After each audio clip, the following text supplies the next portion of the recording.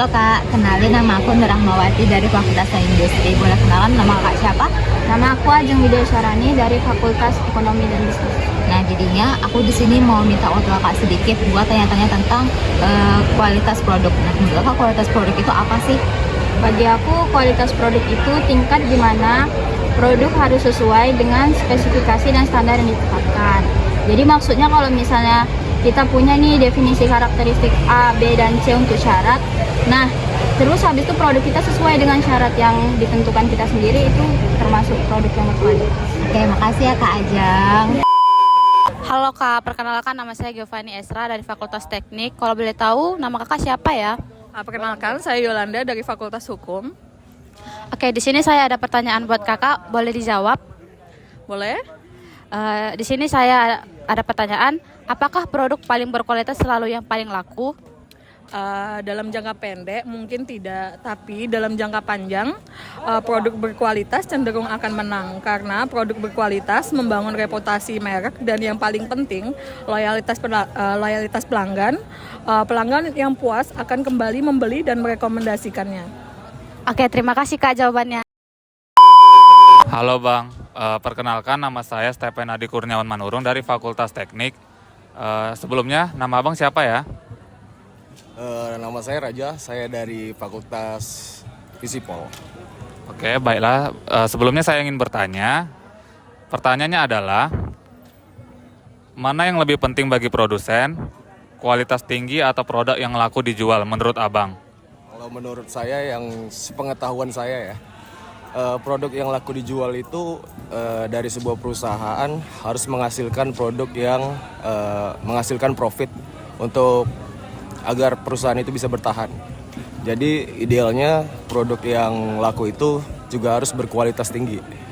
Dan pada realitanya yang selalu saya tahu ya, kenyataannya tanpa penjualan nggak bakal ada dana buat investasi ke perusahaan itu. Jadi untuk pengendalian mutunya juga berkurang. Dan profit dari produk yang laku itu ya bisa jadi bahan bakar juga buat perusahaan itu buat jangka panjang gitu. Jadi menurut Abang begitu, jawabannya sangat bagus Bang. Makasih ya sebelumnya Bang ya. Halo Bang, perkenalkan nama saya Rizone Renaldi dari Fakultas Teknik. Abangnya siapa ya? Kalau saya Ferdi Bang, Ferdiananda, saya juga dari Fakultas Teknik. Oke, sebelumnya saya mau tanya-tanya dikit, boleh nggak Bang? Tanya apa tuh? Ini kita mau tanyain. Ketika terjadi penyimpangan besar pada produk akhir, mana yang harus diutamakan? Melakukan tindakan korektif untuk produk yang gagal tersebut atau melakukan tindakan pencegahan agar kegagalan serupa tidak terulang di masa depan? Keduanya, jawabannya ya Bang, keduanya itu harus berjalan beriringan tetapi dengan skala prioritas yang jelas.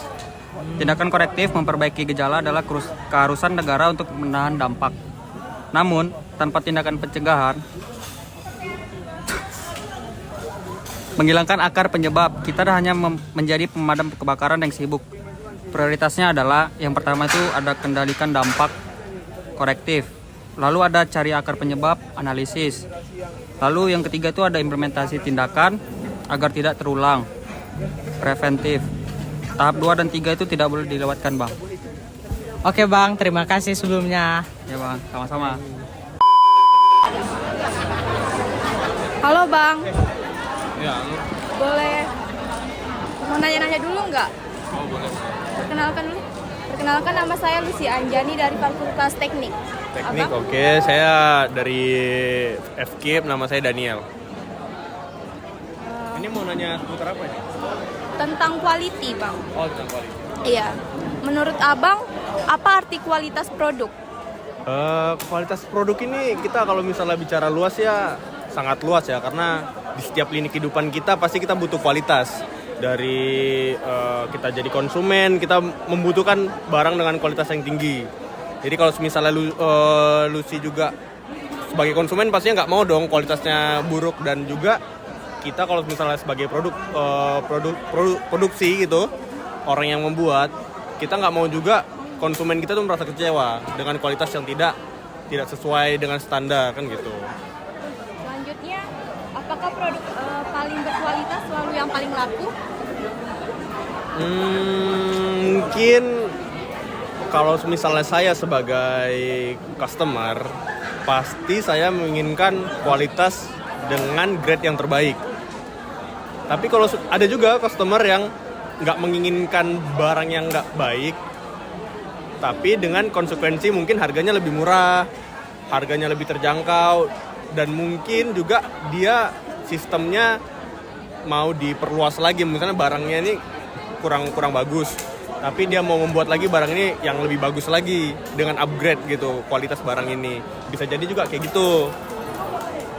Selanjutnya, sebagai produsen, abang lebih milih kualitas yang tinggi atau produk yang laku dijual?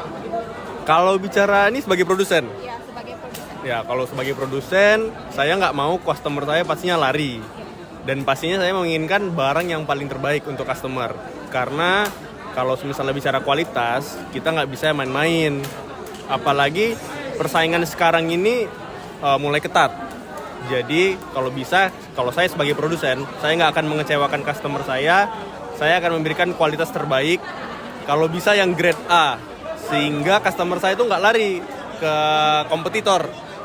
Nah, caranya kita biar customer itu nggak lari, itu adalah caranya memikat dengan barang kualitas kita tuh yang paling terbaik daripada kompetitor lain. Gimana, ada lagi yang ingin ditanyakan? Tidak ada. Nggak ada. Makasih ya, Ya, Bang. mungkin gitu aja, cukup. Makasih. Oke.